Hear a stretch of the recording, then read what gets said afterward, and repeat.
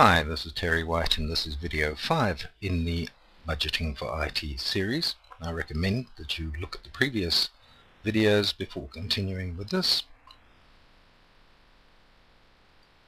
What I want to do in this video is talk to you about the same categories of spend that we've already talked about. In other words, what do you need to spend to keep the ops engine running?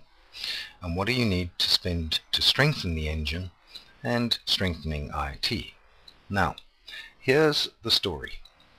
That below the line spend falls into a category of must-do mandatory spend. In other words, you are mandated as IT to conduct that work in order to keep the business momentum going.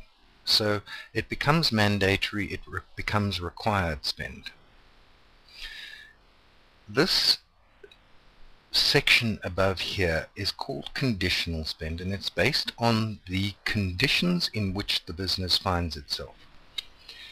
And I always use the example that you can choose not to service your motor car at regular intervals. Perhaps you choose to do so because the motor car is at the end of its lifespan, or alternatively you just don't have the funds.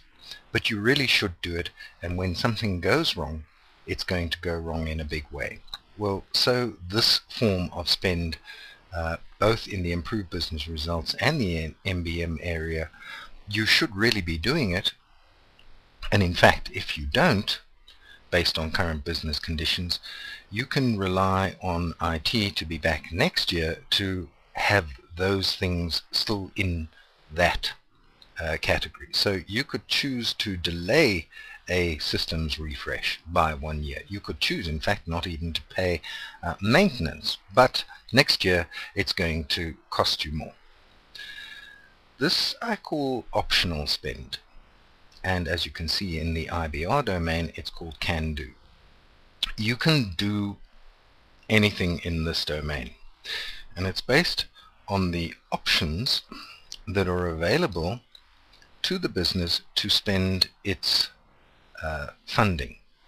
So a business case in this instance to say, for instance, open another branch somewhere will be competing with IT to, in this instance, maybe put in a new architecture.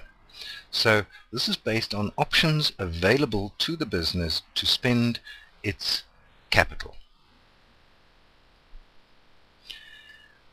And the final area of spend, in improved business results terms, I call may do spend. You may do something with this. Certainly in the information leadership domain, I call it strategic spend, and you can choose to spend now in order to cater for something a year or 2 or 3 or 4 ahead of yourself. Now each of these categories has its own strengths and weaknesses, and it has its own way of calculating why and how you should spend the money. So in the next video we'll have a look at some of that.